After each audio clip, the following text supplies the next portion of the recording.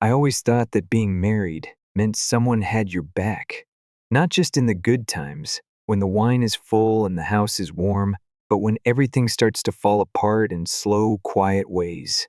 Emily and I had been together 8 years. We built a life that looked clean from the outside, no kids, tidy savings, polite smiles at dinner. She came from a family rooted in tradition, wrapped in Sunday rituals and passive expectations. The kind of family that spoke in code and voted with silence. Me? I grew up different. My loyalty wasn't inherited, it was earned. So when I married into the Whitlock family, I made an effort. I showed up to every birthday, every dinner at their old Italian restaurant on Main Street. I learned their jokes, even when I wasn't in on them, and I watched as they smiled just a little too hard whenever I spoke. I never quite belonged, but I loved Emily. That used to be enough. Then Rachel happened. Rachel is Emily's younger sister, always chasing something shiny, crypto, candles, mobile coffee trucks, you name it. She never stuck to anything, but somehow she always had another idea, another almost, another failure the family called ambition. One Tuesday, she showed up at our apartment, eyeliner smudged, voice soft. "Hey, Caleb," she said, trying to smile. "I need a favor." I already knew. She wanted money, $18,000 to be exact. Said it was temporary, just a bridge until her next launch. She had a pitch deck and everything color-coded tabs, borrowed terms from Shark Tank. I listened. I nodded. And then I said no, not harshly, not even coldly. I explained our savings were tied up in some home repairs and I wasn't comfortable lending that much to someone who had a pattern. She blinked, smiled, thanked me for listening, and left. I actually felt bad, until 3 days later, it started with a text from Emily. Family dinner, mandatory. And that's how I ended up back at their restaurant, sitting under strings of fairy lights, surrounded by everyone, siblings, cousins, uncles, the matriarch, Linda, with her red lipstick, the patriarch Charles checking his Rolex, all of them smiling, except Rachel. She wasn't there yet. Emily's dad stood up, cleared his throat like he was opening a board meeting. "We've been talking about Rachel and about the situation. We know you and Emily have the resources. And since this affects the whole family," a pause, a smile, "we decided to vote." A vote. That's when I felt it. That quiet detachment. Like I had floated out of my body and was watching from a corner of the ceiling. A vote. On our money. On our lives. Like I was a placeholder in a system they didn't respect but still expected to fund. I looked at Emily. She didn't say a word. She didn't stop it. They voted, one by one, heads nodding like wind-up dolls at a dinner theater. Yes, yes, yes. I sat still, hands folded in my lap, watching the parade of entitlement masquerading as concern. Every person at that long oak table, the same one Emily's family had used for decades to celebrate christenings, promotions, retirements, they all agreed. Emily and I should give Rachel the money. Because Rachel was struggling. Because family helped family. Because they said so. And then they looked at me. Not Emily. Me. Like I was the gatekeeper. Like I was the obstacle. I waited. Let the silence stretch. Let it breathe discomfort. Then I smiled. Just a little. "Okay," I said calmly. "Let's vote on something else." That threw them. Charles squinted at me, confused. Linda tilted her head, lips parting but no sound. Emily looked like she'd swallowed something sharp. I reached into my bag and pulled out a manila envelope. Quietly, carefully, like I was handing over test results no one wanted to see. I slid it across the table. Emily didn't reach for it. No one did. "It's a copy of the title for our condo," I said softly. "Only my name is on it." More silence. A different kind. Heavy. Suspicious. And this. I pulled out the second paper, tapping its crisp corner against the wood, is a notarized amendment to our prenup. I had it drawn up last month. Now Emily moved. Barely. Charles spoke first. "What is this, Caleb?" "It's clarity," I replied.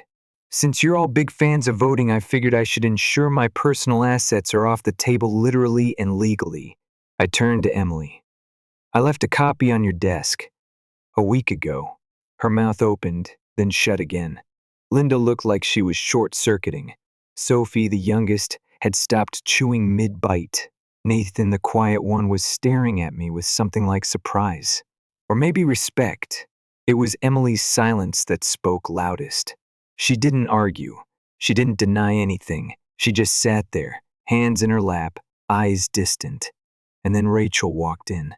She breezed through the door like she owned the place, wearing a tan blazer and oversized sunglasses, as if this was brunch and not an ambush. She dropped into the empty chair beside Emily, scanning the frozen room. What did I miss? No one answered, so I did. I told them no. Rachel arched an eyebrow. And I smiled again, this time with teeth. And I voted too, with legal documents. That wiped the smug from her face. I watched it slide off like bad makeup in the rain.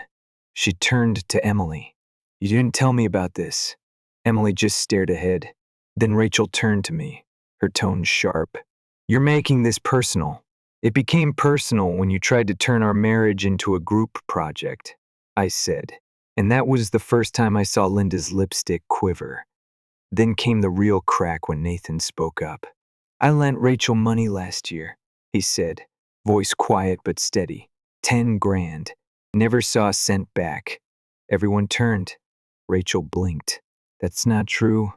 Nathan shrugged. "I've got the transfer receipt." Sophie leaned in. "I thought I was the only one. I put 5,000 on my card. You said it was for a web development course." One by one, the stories came out. A cousin, an aunt. Even Charles looked down at his hands like they weren't clean anymore. Rachel's mouth opened again, ready to spin, to charm, to gaslight, but I was done listening.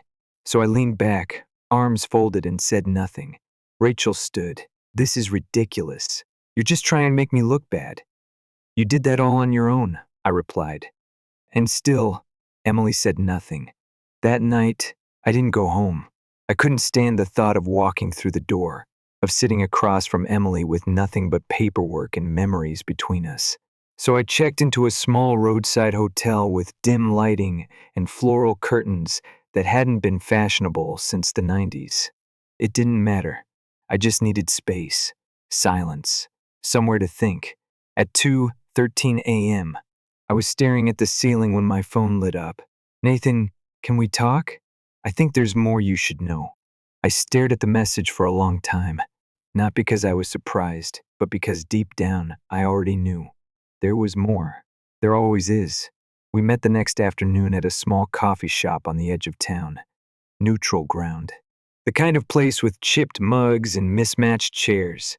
He was already there when I arrived, sitting in the corner with his coat still on. He looked tired, older than I remembered from the night before. "Thanks for meeting me," he said. I nodded.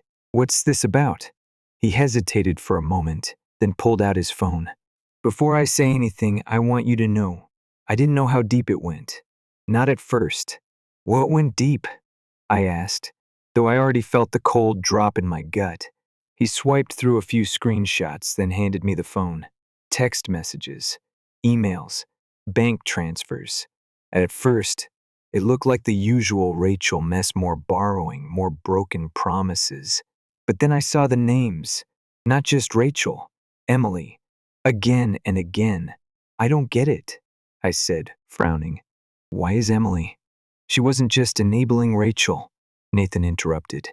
"She was working with her." I looked up. "She helped Rachel pitch that crypto scheme last year. Helped her move the money. Some of it came from your joint account." My stomach flipped. "No. She told me that was for house repairs. She even showed me an invoice." Nathan pulled up another file. A PDF. Same invoice. Different file name. No matching business registration. "She faked it," he said. "I found the template. It's one of those generic invoice generators online. I cross-checked it. That roofing company doesn't exist. I sat back. The edges of the room blurred. She lied to me, I whispered. She used you, he corrected gently. Rachel was the face, but Emily, she was the leverage. I didn't speak for a long time. Finally, I asked, "Why are you telling me all this now?" Nathan looked down at his coffee. "Because I'm tired of pretending. I've watched that family protect Rachel like she's untouchable. And I've watched Emily twist things to make you the outsider. You were never just her husband. You were the safety net." I thought back to a moment 3 months ago. A late night, Emily pacing in the kitchen, saying something vague about finances and a temporary patch. I'd asked questions. She gave answers that sounded just close enough to the truth to stop me from digging. I should have dug. Nathan leaned forward. And there's more. Of course there was. They went to your parents last month, told them you were investing in Rachel's new venture, said you wanted them involved before launch. I blinked. My parents? They never said anything. Because they called me after last night, he said. They were confused, worried. That's when I realized. They weren't just using your money. They were using your name. I clenched my jaw. They tried to sell my family on a lie. Nathan nodded. Emily knew your reputation would make it believable. She played on that. I felt something shift in my chest. Not heartbreak. Not even betrayal. Clarity. I need to end this, I said quietly. I can help, Nathan offered. I've been documenting everything. Transfers, texts, even audio from one of the family meetings, Rachel bragging about Caleb's dumb loyalty. The words scraped across my ribs like sandpaper. I nodded. Send me everything. And he did. By the end of the week, I had a folder. A thick, ugly folder full of numbers and screenshots and quotes that could turn stomachs. But I wasn't done. Because the more I looked, the more I found. 2 credit cards in my name. Never used. Never mentioned. Just sitting there. Waiting. Like bait. Like insurance. I filed fraud reports. Froze my credit. Ran every account through a fine-tooth comb. Then I found the worst one. A joint business account. Opened 3 years ago. Emily and Rachel listed as authorized users. Over $60,000 moved through it. Most of it from our savings. Some of it from loans I didn't even know we had. The silence in our home became unbearable. Emily acted like nothing had changed, made small talk, poured wine, asked how my shift went. But I could see it in her eyes. She knew something was unraveling. Still, she didn't admit a thing. So I said yes when Linda invited us to dinner again. One more Sunday. One more performance. Because if they loved family votes so much, I had one of my own to bring. There's a strange calm that settles over you once you've made your decision. It's not peace. Not really. More like readiness. That kind of stillness a storm gets right before it drops. I said yes to Linda's invitation. Dinner. Same place the restaurant course. Their Sunday sanctuary. Their chapel of marinara and manipulation. Emily didn't question it.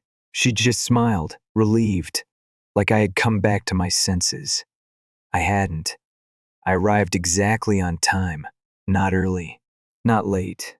They were all there, Linda, Charles, Sophie, a handful of cousins, and Emily beside an empty chair meant for me. Rachel wasn't there. Fitting. Caleb, Linda beamed. It's so good to see you back. I gave her a smile so flat it should have come with a warning label. The air was weird, too light, too rehearsed. Forced laughter filled the corners. Wine was poured, plates passed. Emily leaned into me like everything was fine. Her hand brushed mine beneath the table. I didn't move. I waited until the main course had landed and most of them were halfway into their second glasses. Then I stood. I think it's time, I said, for one more vote. All conversation stopped. Forks froze midair. Emily stiffened beside me. What do you mean? Charles asked. His brow creased. I didn't raise my voice. I didn't need to. I pulled a small stack of papers from my bag and placed them carefully on the table. The same table they had voted me into silence a week earlier. This, I said, pointing to the top document. is proof of a joint business account opened 3 years ago. It lists Rachel and Emily as co-owners. Nearly $60,000 was moved through it, most of it from our savings. Some of it from loans neither of us ever discussed. Linda gasped. Charles paled. Emily opened her mouth, but I held up a hand. This, I continued, sliding the second document forward, is a fabricated invoice. The same one Emily gave me when she claimed we needed emergency roofing repairs. The company doesn't exist. Someone exhaled loudly. Sophie, maybe. I didn't look. And this, I held up one final sheet, is an email sent to my parents, using my name, promising equity in Rachel's so-called startup. They almost wired money. Silence dropped like a curtain. Emily reached for the email. I pulled it back. No, I said. Her voice cracked. You don't understand. I understand perfectly. I cut in. You didn't just betray me financially. You used me. You used my name, my credibility, my silence. You counted on me being the quiet one, the polite one. Nathan spoke next. Calm, clear. It's all true, he said from the far end of the table. I have the texts. Emily asked me to cover for her. Said she'd fix it before Caleb found out. Linda looked between us like she couldn't decide who to cry over first. Emily stood now. What do you want from me? Her voice rose. I was trying to fix it. Rachel was over her head. I didn't know. You always knew, I said softly. You just hoped I'd never find out. And then I stepped closer. You didn't defend me during that vote because you weren't neutral. You were complicit. Her face flushed, then went pale. I turned to Charles. You all talk about family like it's sacred. But the moment I said no, you turned me into a vote. A line item. A transaction. He opened his mouth, but nothing came out. That's when I sought the shift. The one I'd been waiting for. Sophie looked away. A cousin stood and quietly stepped out. Even Linda, her lipstick trembling, finally seemed to see the cracks in her empire. Then came the moment. The real reason Rachel always had leverage, I said slowly, is because Emily owed her. Not just for business, for silence. Emily flinched. Years ago, I continued, Emily was caught falsifying documentation for a job application. It could have ended her career. Rachel took the fall. That's the debt. That's the chain. Charles looked horrified. Emily, is that true? Emily sat down like her knees had given out. I was young, she whispered. I didn't think it would matter, but it did, I said, because you kept covering, kept lying, and when Rachel started sinking, you dragged me into the water with you. Finally, I reached into my bag again. One last paper, folded, quiet. I placed it in front of her. Emily stared at it, then slowly unfolded it. A divorce petition, already signed, already filed. I watched her read it. Her face fell in slow motion. I'm not yelling. I'm not crying, I said quietly. I'm voting, and I vote to leave. No one stopped me when I walked out. Not Emily, not Linda, not even Charles. Nathan followed me outside. She didn't deserve you, he said. I nodded once. Not because I agreed, but because I didn't need to anymore. The vote was over. The morning after I left that restaurant, I woke up in a hotel bed that smelled faintly of bleach and forgotten dreams. The kind of place you check into when you're leaving not just a person, but a whole version of yourself. There were no messages from Emily. No calls. No let's talk. Just one voicemail left at 3:47 a.m., where her voice trembled with confusion and just enough guilt to sound performative. I don't know how it got this far, Caleb. I didn't mean for it to fall apart. We can fix this, please. I didn't respond. I didn't need to. By the end of the week, the papers were officially served. The prenup amendment and documentation Nathan helped me compile made the process seamless. No dragging, no splitting hairs over assets. I had cleaned the wounds before they bled out. What I wasn't prepared for was how quickly the house of cards collapsed. Rachel disappeared, deleted her socials, disconnected her number. Rumor had it she moved to New Jersey under some vague LLC she named after a Greek goddess and a Netflix password. Emily moved back in with Linda and Charles, though that part didn't last. Sunday dinners stopped. The Whitlocks couldn't quite sit across from each other anymore without hearing echoes of that night. Nathan and I stayed in touch. I hadn't expected that. I think we both needed someone who'd walked through the same fire and made it out not bitter but clean. I always knew there was rot in that family, he said once over coffee. But I didn't know how deep it went until someone held up a mirror. I guess that was me, the outsider with the steady hands. You'd think I'd feel triumphant. I didn't. There were no parades, no champagne, just a stretch of days that bled into each other like watercolors, quiet, uneventful, a little hollow at first. But slowly, things shifted.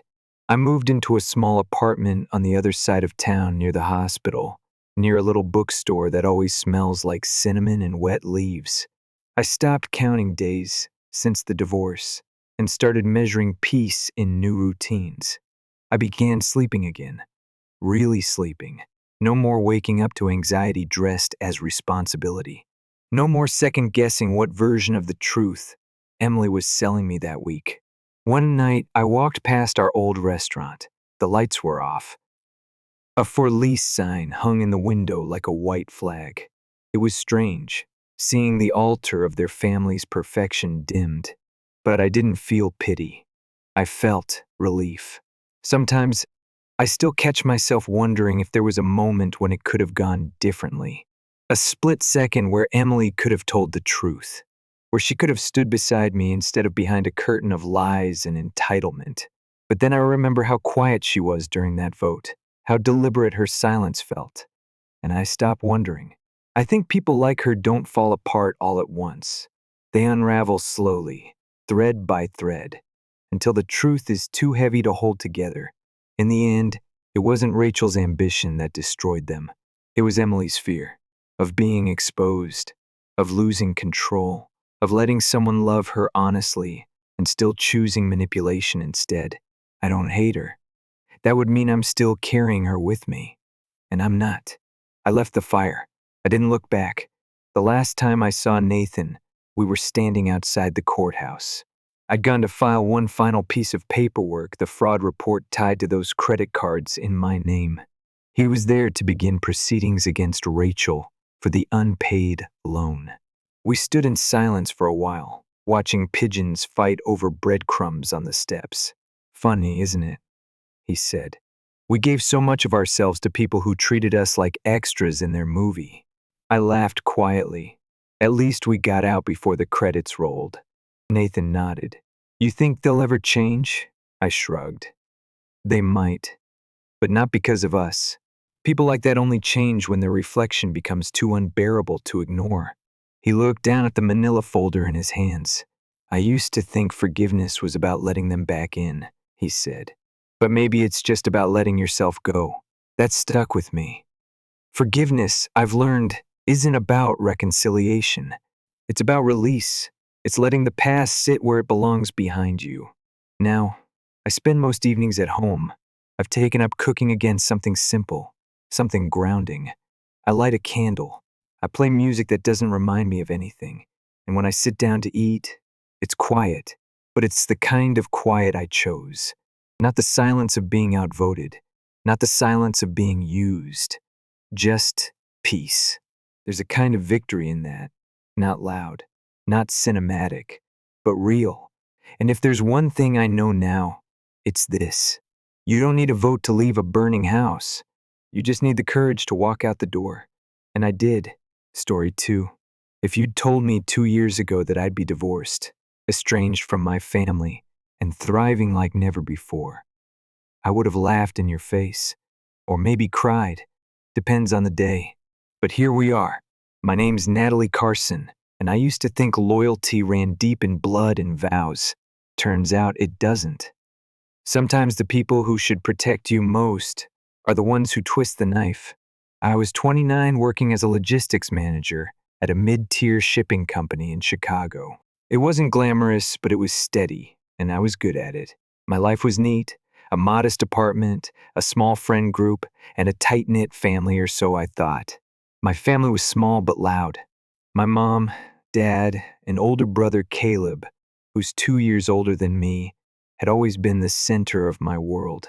Caleb was the classic golden boy captain of the high school football team, the one who could charm his way out of a speeding ticket, while I got grounded for sneaking an extra cookie. I adored him despite that. I mean, he was my big brother. He was at a friend of a friend's housewarming party, cheap wine, string lights, and a half-burned charcuterie board that I met Eric. He wasn't flashy or loud. He was quiet, clever, kind of awkward in an endearing way. We both bonded over a shared obsession with true crime podcasts. Hours passed. We didn't even notice. From that night on, we were texting nonstop. Our first real date was this cozy Italian place with exposed brick walls and the best mushroom risotto I'd ever tasted. One date became 2, then 5, then weekends turned into weekdays. 6 months in, we moved in together. By the 1-year mark, he proposed.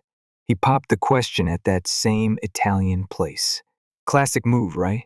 He was nervous as hell, fumbling with his water glass, checking his phone way too often. I thought he was going to faint. But when he pulled out that ring, something simple and elegant, I said yes before he even finished asking. Everything felt like a fairy tale. I brought Eric to meet my family the next weekend. I was nervous my parents could be blunt, and Caleb could be, well, unpredictable. But to my surprise, he and Eric hit it off immediately. They bonded over football, beer, and trashy action movies. Caleb even joked, "Finally, I've got a brother who isn't annoying as hell." Wedding planning took over our lives. My mom took over flower arrangements. Dad negotiated with the venue, and Caleb? He declared himself Eric's best man by blood and took charge of planning the bachelor party. Every other weekend they'd hang out, drink, talk about guy stuff. I figured it was harmless. Honestly, I was happy they were close. The wedding was small and sweet. Backyard, fairy lights, mason jars, vows that made my mom cry. It felt like the start of something solid. We didn't have much, but we had a plan. Save aggressively, buy a house in 2 years, and maybe start a family after that. We turned it into a little game. Each of us would save separately, and whoever saved more would pick the first feature of the house kitchen backsplash, backyard deck, whatever. It made the grind fun, at first. Then, slowly, Eric started shifting. He'd get restless. "We're acting like we're 60, he said one night. When did we become so boring? He wanted to go out more, spend more, live a little. I tried to ground him. "We're so close. Give it another year."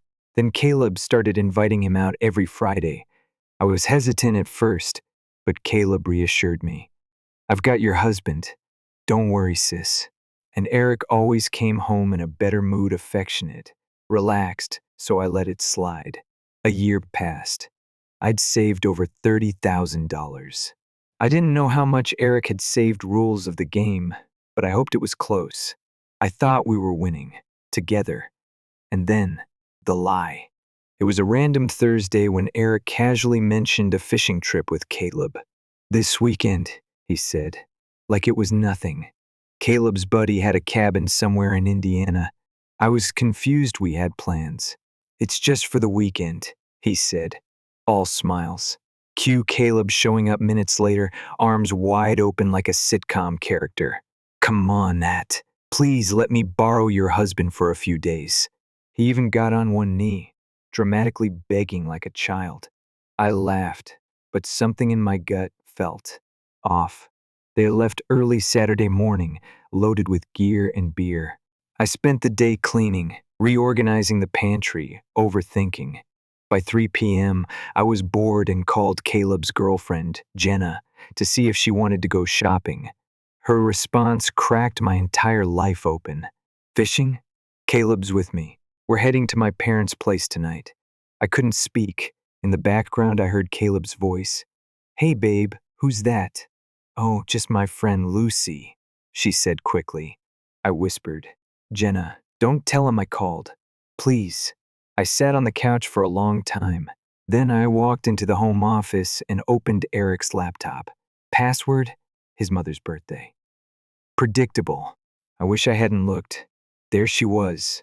Rachel. Hundreds of messages, months of cheating, jokes at my expense, memes, intimate photos, gross inside jokes. Your wife still believes the phishing story? Yup. My brother-in-law's a legend. She's clueless. She must be fun at parties, or not. And then there was a separate chat. Caleb, she bought it again. Classic Nat. She always was slow. Remember when I convinced her peanut butter came from bees? Lol, you're the best wingman ever, bro. Rachel says hi. And thanks. I stopped reading. I forwarded every message to myself. Every cruel word. Every bit of evidence. I didn't cry. I didn't scream. I just started packing. I signed the lease on a new apartment that night. Furnished. Small. Perfect. On Sunday, Eric came home beaming, holding a plastic bag with frozen fish.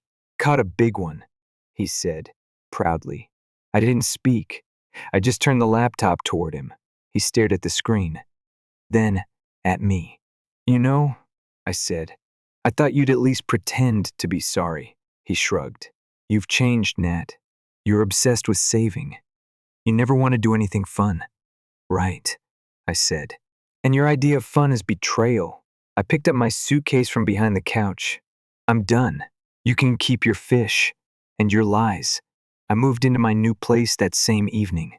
One suitcase, one laptop, and a coffee maker I refused to leave behind. The apartment was small, sure. A one-bedroom above a flower shop, with a tiny kitchen and a view of a brick wall. But it was mine. No lies, no betrayal, no pretending to smile while getting stabbed in the back. I didn't tell anyone where I went. I didn't need the drama, and I definitely didn't need apologies wrapped in guilt trips. I spent that first night eating boxed mac and cheese on the floor, legs crossed, watching old crime documentaries on mute. It felt weirdly peaceful. The next day, I texted my boss and asked to work remotely for the week. I told her I needed some space to clear my head. She didn't ask questions, probably because she saw the look on my face the last few days at work. Tired, hollowed out, like someone who'd been hit by a truck but didn't want to talk about it. I spent most of Monday contacting a lawyer. The messages I'd saved, pure gold in court. I showed them everything: Eric's affair, the gaslighting, Caleb's involvement. The lawyer's face barely moved, but I saw a flicker in his eyes when he read some of those messages. You've got everything you need for a clean break, he said. Divorce, asset separation, and frankly, you've got a strong argument for protecting your personal savings. I nodded. I don't want to fight, I just want out. And that's exactly what we did. Quietly, cleanly, strategically. I gave Eric the papers a week later. No warning, just a manila envelope left with the doorman of his building and a note that said, "This is what freedom looks like." 2 days after that, I showed up at my parents' house. Sunday dinner, same routine as always. But this time, I came loaded with receipts. Mom was setting the table when I walked in. Dad was half asleep in his recliner, football on low volume. And Caleb? Sitting on the couch next to Jenna, grinning like he owned the place. Natalie, Mom smiled. We missed you last week. I didn't return the smile. I looked straight at Caleb. How was fishing? He blinked. What? Fishing, I repeated. How was the cabin? Caught anything good? Caleb glanced at Jenna. She looked confused. You lied to me, I said, calm but firm. You and Eric. You made me believe I had a brother I could trust. What are you talking about? He said, suddenly defensive. So I pulled out my phone, opened the messages, and started reading. Right there at the dinner table, word for word, no embellishments, just the raw, disgusting truth. Mom gasped. Jenna's hand flew to her mouth. My dad sat up straight for the first time in months. But Caleb? He froze, like a kid caught sneaking out past curfew. Jenna turned to him, her voice shaking. Is this real? He tried to lie. Of course he did. It was just jokes, dumb stuff between me and Eric, but she wasn't buying it. You've been lying to me, to Natalie, for months. Then she stood up, grabbed her keys, and walked out the front door without looking back. Silence followed. Long, heavy silence. And then get this, my mom started crying, but not for me. She walked over to Caleb, rubbing his back like he was a toddler who scraped his knee. Sweetheart, what have you done? You've ruined everything. I just stood there, watching it unfold like a bad soap opera. You're comforting him? I asked. After what he did? Oh, Natalie, my dad said with a sigh. Don't blow this out of proportion. Boys mess up. Caleb was just being a good friend. A good friend? I repeated. He helped my husband cheat on me. He's your brother, my mom said sharply. Family sticks together. That's when it clicked. That's when I realized I had never been part of this family. Not really. Caleb was the golden boy. He could do no wrong, and I could never do enough. So I said it, plain and simple. You know what? You can have him. And I walked out. That was the last time I saw any of them for a while. The divorce moved fast. Eric tried to push for half of my savings, claiming it was part of the plan. But my lawyer shut that down quick. Even his parents told him to back off. His own mother called him a fool. I blocked his number, moved forward with the paperwork, and turned my focus inward. Work became my anchor. I threw myself into projects everyone else avoided. The hard ones, the messy ones, the kind that made people avoid eye contact in meetings. I took them on and crushed them. I restructured our supplier database, closed a deal no one thought possible, cut transportation costs by almost 40% within 3 months. My name started floating around in meetings I wasn't even in. And one afternoon, I got called into the VP's office. We're creating a new role, she said. Something senior. Leadership. You're the one we want. I walked out of that meeting with a new title, a 45% raise, and more confidence than I'd ever had.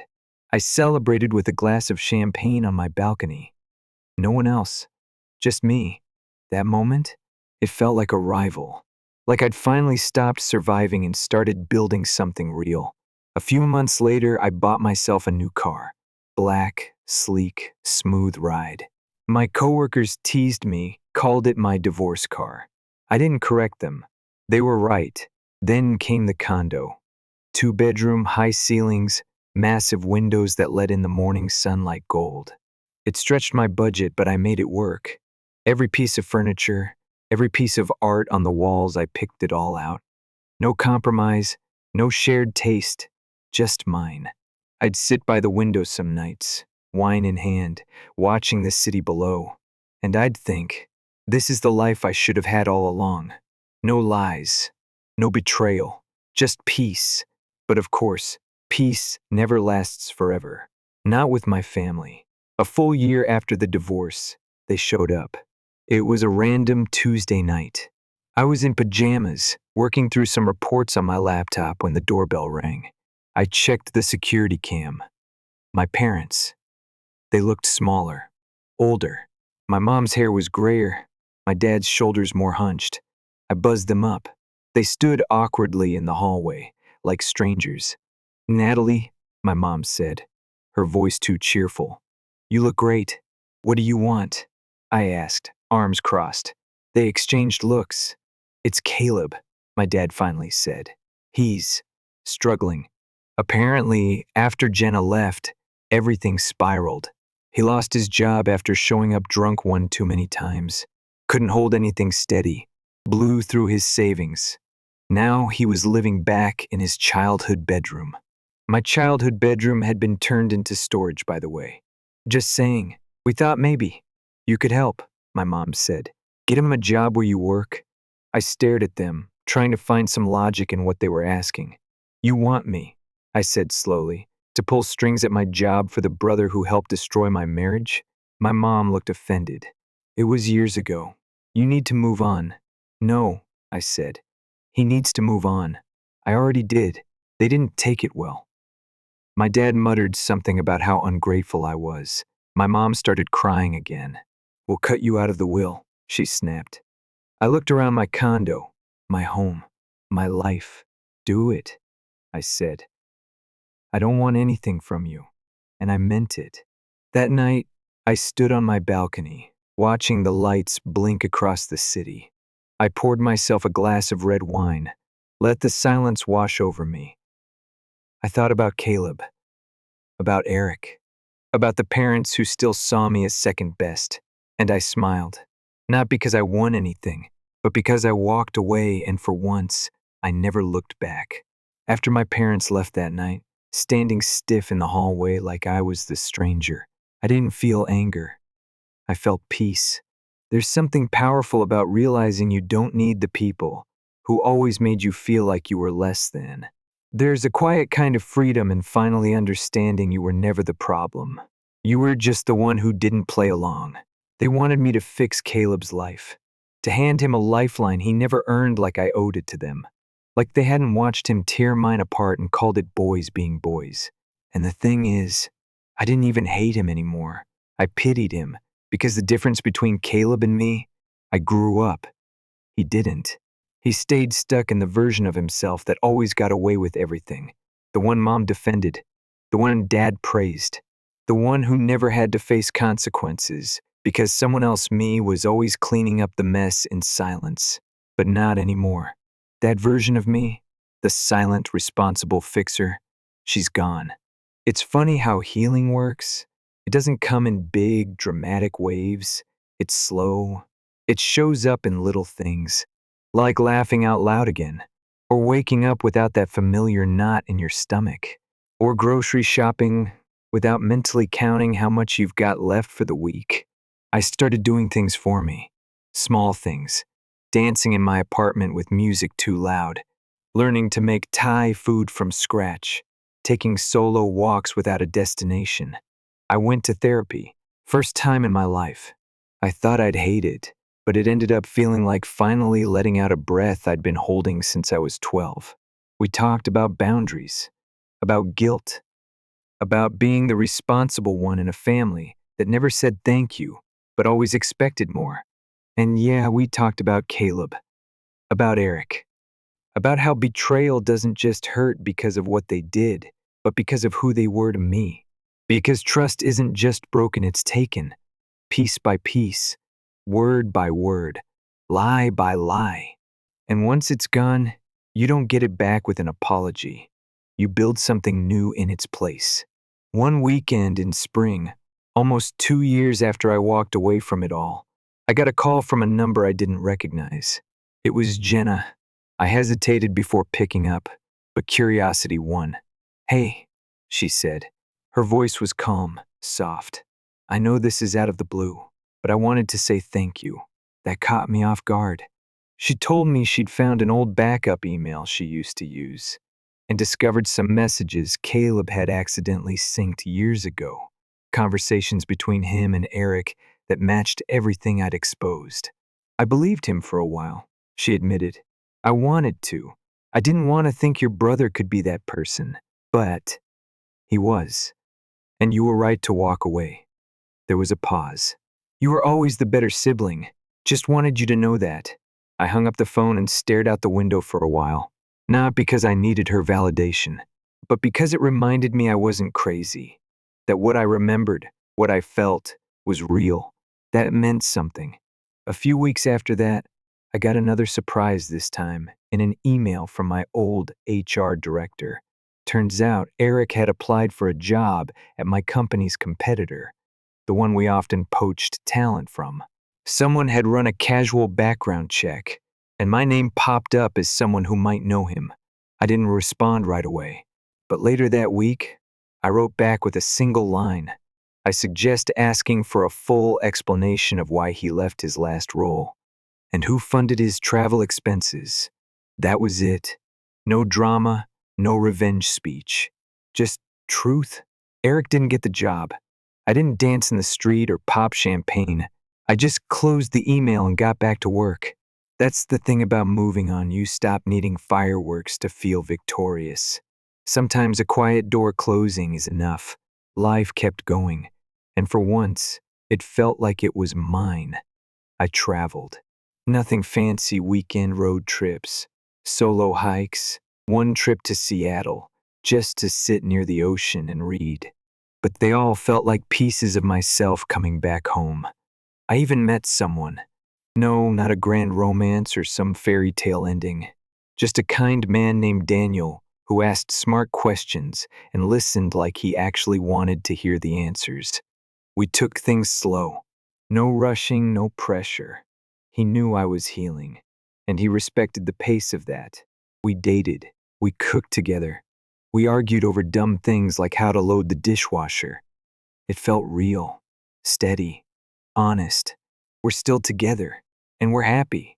Not the Instagram filtered kind of happy, but the kind that feels calm, like breathing fresh air after years in a stuffy room. Last Christmas, I got a card from my parents. Handwritten, no apology, no acknowledgement of what happened. Just a note that said they were thinking of me and hoped I'd come visit soon. Inside was a photo of the whole family, Caleb front and center. Me not even mentioned. I didn't respond. I didn't need to, because sometimes healing isn't about reconciliation. It's about release. It's realizing you don't have to go back just because the door's still open. Not all bridges need rebuilding. Some are better off gone. These days, I work from my home office with a view of the skyline. I keep fresh flowers in the hallway, cook Sunday dinners for myself, and send postcards to people who actually care if I'm doing okay. My name's still Natalie Carson, but I'm not the same woman who stayed quiet to keep the peace. I built this life from the ground up, not in spite of what happened, but because of it.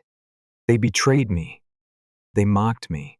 They expected me to come crawling back, but I stood up. I packed my things. I built my own damn road, and I didn't look back. Story 3. Let me tell you something. Nothing truly prepares you for the moment your own parents look you in the eye and treat you like a line item on a spreadsheet. My name is Maya, and I grew up in a quiet suburb outside of Denver with my parents, Diana and Tom. From the outside, it probably looked like a perfectly average, borderline boring life. We had a decent 2-story house, never missed bills, and I always had food on the table. But love, warmth, hugs, forget it. Our house wasn't cold, but it wasn't warm either. Just neutral. Like no one wanted to get too close. Mom was a CPA. She loved balance sheets more than bedtime stories. Dad was in sales and spent more time talking to clients than to me. I used to think they were just practical. Not everyone's parents say I love you every day, right? That's what I told myself. That was the script I memorized to justify the emotional distance. Then came my 18th birthday. I didn't expect balloons or a surprise party, but I also didn't expect this. After dinner, just take out pizza. My pick. Mom leaned across the table and said, "Maya, your dad and I need to talk to you." I remember thinking maybe they're sending me on a graduation trip or something. "Yeah, no. We're selling the house," she said flatly, "and moving to Spain." I blinked. "Okay. When are we moving?" Dad chimed in. "We're moving. You're not." "What?" "You're an adult now," Mom added, like it was the most obvious thing in the world. "We've done our part. Time for you to handle things on your own." I laughed. Actually laughed. I thought it was a joke, until I looked at her face. "We've supported you for 18 years, Maya," she said, standing up and taking her plate to the sink like we weren't in the middle of detonating my life. "Frankly, you've been a burden." A burden. That word hit harder than anything else. They gave me until the house sold to figure out where I'd go. No help, no college funds. Just out. It was like they'd been counting down to the day they could legally eject me from their lives. That night, I barely slept. The next morning, I called the one person who'd always been in my corner, Grandma June. She picked up on the second ring. "Maya? Sweetheart? What's wrong?" I broke. I told her everything. The birthday dinner, the "you're a burden" comment, the ultimatum. By the end of it, she wasn't even pretending to stay calm. "Pack your things. You're coming here. Today." She didn't need to say it twice. I grabbed whatever I could fit in my old suitcase, jeans, hoodies, my laptop, a couple photo frames, and walked straight out the front door. My parents barely glanced up from their conversation about property taxes. No goodbye, not even a "where are you going?" When I got to Grandma's house, she wrapped me in the kind of hug that makes your chest ache, the kind you never want to let go of. We sat at her kitchen table that night, the smell of hot cocoa and cinnamon in the air. She didn't waste time. "You're going to college," she said, "and I'm paying for it." I shook my head. "Grandma, I can't take your money." "You're not taking anything," she said, sliding her hand over mine. "I'm giving it." That night, she told me she was changing her will. "Everything goes to you, Maya. Not a single penny to your mother. I've watched how she treats you. I won't let her benefit from that." I didn't have words, just tears. There was only one condition. "Let's not spread this around the family," she said. "No need to stir drama." Fair enough. So I kept my mouth shut and went to college. I studied finance, worked part-time, made new friends. Grandma cheered me on every step of the way, from late-night study sessions to my first internship offer. To the rest of the family, I was just the independent one. According to them, I'd bravely decided to strike out on my own at 18. So mature for her age, they'd say at holidays. I nodded, smiled, bit my tongue. I wanted to scream the truth, but I didn't. Grandma was right. Some battles aren't worth it. But life doesn't stop for trauma. It just keeps moving. A few years later, I noticed Grandma seemed off, slower, tired all the time. We brushed it off at first. Age, arthritis, whatever excuse we could cling to. But then came the hospital visit. Then came the words no one wants to hear. Cancer, late stage, fast moving. She didn't have much time. I stayed with her every night I could, rubbed her hands, read her books, told her stories about my classes, my dreams, the boyfriend she hadn't met yet. "You're the best thing that ever happened to me," she whispered one night. "Don't let them take anything from you, Maya. Nothing." She passed away 3 months later. I was 22. My parents didn't show up to the funeral. They were still overseas, apparently. I didn't even get a condolence text. After I graduated, I got a job offer from a financial consulting firm downtown. Solid benefits, good people. I used some of Grandma's inheritance to buy an apartment. Kept her house, though. Couldn't bring myself to sell it. I rented it out instead. Then, out of nowhere, I met Ethan. Wrong conference room. Right person. We both reached for the same folder, laughed about it, and ended up grabbing coffee an hour later. That was 3 years ago. Now, he's my fiancé. The kind of guy who brings you tea without asking when you're sick. The kind of guy who holds your hand through therapy sessions. The kind of guy who doesn't flinch when you tell him the ugliest parts of your past. He proposed with the sweetest words I've ever heard. "Let's build a family that feels like home. The kind you should have had." I cried. A lot. Posted a photo that night, my hand in his, ring sparkling, smiles wide. Captioned it, said yes to forever with my best friend. That's when it happened. I got an email from my mother. The email sat in my inbox for 2 whole days before I had the guts to open it. Subject line? "So happy for you, I wish I was making that up." The message was short, too clean, like it had been proofread 5 times. "Dear Maya, your father and I just saw your engagement announcement. What wonderful news. We know we have no right to ask anything of you, but we've thought about you every single day. We regret so deeply how things happened before we left. We miss you. Would you be willing to let us attend your engagement party? We'd love a chance to make things right. With love, Mom and Dad." My chest went tight. I stared at the screen until the words blurred. Regret? Now? After 8 years of silence? After leaving me with a suitcase and no plan? When Ethan came home, I showed him the email. He read it slowly, then looked at me, not judging, not angry, just patient, like always. "It's your call," he said. "But if they're sincere, maybe they deserve one conversation. Doesn't mean you have to let them back in. I didn't answer right away. I just kept hearing Grandma's voice in my head. Don't let them take anything from you. But I also remembered how she always told me, some people deserve one chance. Just one. So I replied, you can come hour early to talk. The party starts at 7. Show up at 6. I didn't sleep much that week. Not from fear, from anticipation. My brain wouldn't stop spinning. What were they after? Did they really just want to talk? The day of the party, Ethan went out to pick up catering. I stayed back to tidy up, light candles, set out glasses. At 6:00 p.m. on the dot, the doorbell rang. I opened the door and there they were, Diana and Tom, looking like they'd just stepped off a cruise ship. Expensive clothes, polished shoes, fake smiles. Sweetheart, Mom said, going in for a hug I didn't return. You look wonderful. Dad gave a stiff nod. Nice place. I said nothing, just motioned them in. They walked around like tourists, complimented the furniture, asked about the view, made small talk about the weather. Finally, Dad cleared his throat. Let's get to it, he said, dropping the fake smile. We know about the inheritance. I blinked. Excuse me? The house, Mom said, suddenly businesslike. Grandma June's estate, the savings, the rental income. We know what she left you. My spine stiffened. She left it to me because you left me, I said, voice calm but firm. That's debatable, Dad replied.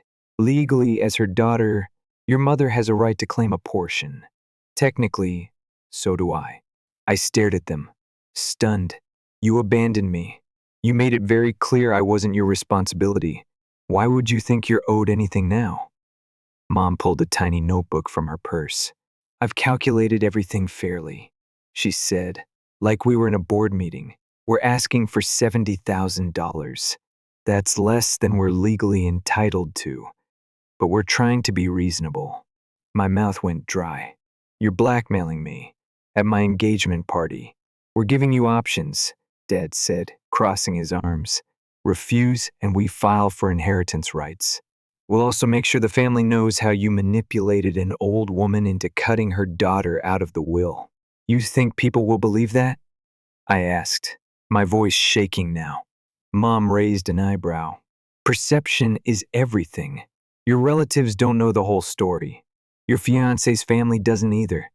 You really want to risk that? Before I could respond, the doorbell rang again. Guests, early ones. Dad straightened his collar. We'll wait to hear from you, but don't take too long. Legal paperwork moves quickly.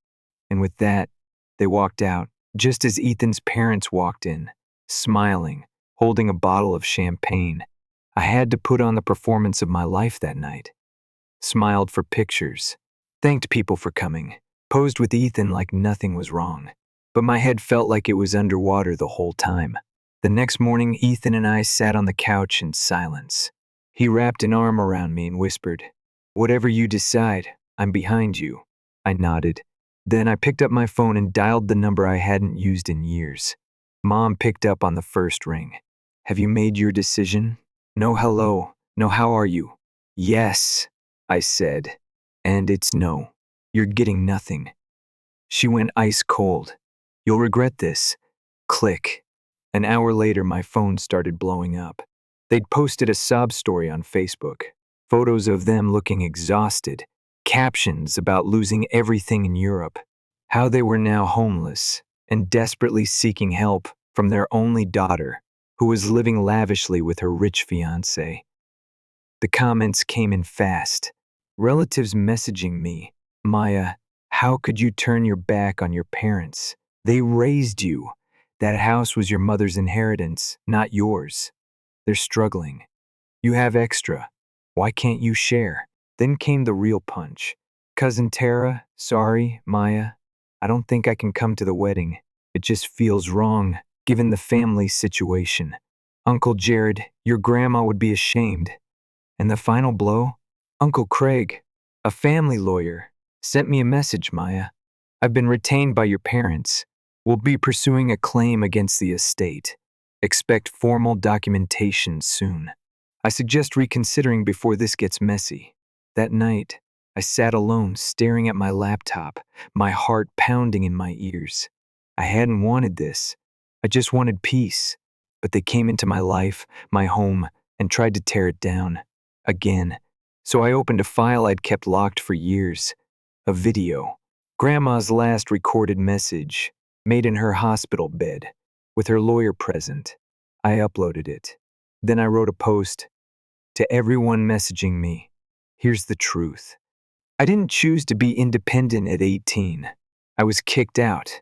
My parents told me I was a burden and left the country. I didn't take Grandma's inheritance. She gave it to me because I was the only one who stayed. The only one who cared. They want $70,000 from me now, and they're threatening to lie to everyone if I don't pay.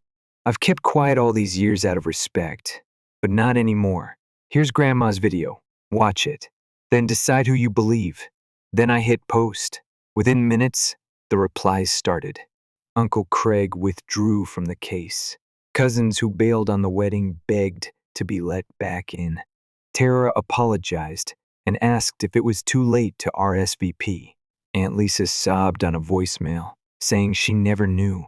Even strangers from extended family reached out with support. As for my parents, I heard they were couch hopping with old friends. Mom took bookkeeping gigs. Dad was working temp sales jobs. The Europe dream was long dead, and for the first time, I didn't feel guilty. I felt free. The night before my wedding, I sat on the floor of my apartment in sweatpants, hair still in rollers, scrolling through messages from people I hadn't heard from in years. Some were apologizing. Some were just shocked. Most of them had no idea what had actually happened between me and my parents. They only knew the version my parents had carefully curated for years, the version where I was the independent daughter who left by choice. But after the truth came out, after the video, Grandma's voice, soft but steady, saying everything I never could, that story fell apart. And just like that, the smear campaign collapsed. My Aunt Denise called. She was crying so hard I could barely understand her. Your grandma was right, she said. They don't deserve you. But we do. We want to be there tomorrow. If you'll still have us. I told her yes. Told everyone yes, honestly. No speeches, no guilt. Just show up or don't. Either way, I was walking down that aisle. The day of the wedding, it was warm and quiet. No clouds, no wind, just sun. I stood in front of the mirror in my dress, holding a small photo of Grandma. It was one I'd printed the night before, her sitting on her porch, coffee in hand, wearing one of those wide-brimmed garden hats she used to swear made her look mysterious. I smiled at the memory, slipped the photo into my bouquet. The ceremony was outside, under the old oak trees behind the venue. Guests sat in wooden chairs strung with wildflowers. The aisle was simple. Soft music played. No drama. No spotlight. Just love. Ethan stood at the end, waiting for me. Calm. Steady. The man who walked into my life by accident and stayed on purpose. As I walked toward him, I caught glimpses of people standing. Family. Friends. Cousins who had once believed the lies but came back when the truth came out. I didn't see my parents. I didn't expect to. Their names were never on the guest list, and for the first time in my life, their absence didn't hurt. It felt right. Their seats sat empty, but I wasn't. I was surrounded by people who chose me. The vows were simple. We wrote them ourselves, Ethan said. You don't just make a home, Maya. You are one. And I knew in my bones that he meant it. Afterward, we danced barefoot on the lawn. Guests clinked glasses, laughed, cried, told stories. I even caught Aunt Denise trying to sneak an extra cupcake into her purse. Old habits. Later that evening, when things had quieted down, Ethan and I slipped away. Found a bench just past the tree line. I rested my head on his shoulder. Any regrets? He asked softly.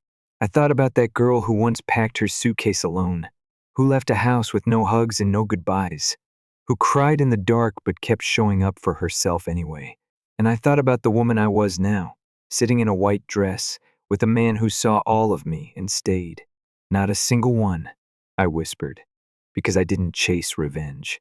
I didn't scream or burn it all down. I just told the truth. I let the lies collapse under their own weight, and that was enough. In the days that followed, life settled again. People moved on. Some relatives still tried to guilt me, but it no longer stuck. Their words couldn't touch me. Not anymore. Mom and Dad went quiet after the lawsuit fell through. I heard they moved to a smaller town. Rented a place near one of Mom's old clients. No idea what they tell people now. Maybe they still spin stories. Maybe they don't. Doesn't matter. They made their choice. And I made mine. I never blocked their numbers. I never responded either. Some doors don't need to be slammed shut. Some just stay closed. Ethan and I bought a house together a year later. Nothing fancy. Just a cozy place with a big kitchen and space for plants. And someday, maybe, a child. When I think about what kind of parent I want to be, I don't think about being perfect. I think about being present, about listening, about never letting my kid wonder if they're loved. Grandma taught me that. Love isn't loud. It's not about big gestures or fancy gifts. It's a warm cup of cocoa, a hand that squeezes yours, a voice that says, "You matter," and proves it every single day. That's the kind of home I'm building now. And if anyone asks me why I walked away from my parents, why I didn't help when they came crawling back, I'll just say this: they left me first. I just stopped waiting at the door. Final thought. Some people think cutting ties with family is cruel. I used to think that too. But healing doesn't always look like reunions. Sometimes it looks like letting go. Sometimes it looks like choosing peace over proof. And that's what I did, and I'd do it again, every time.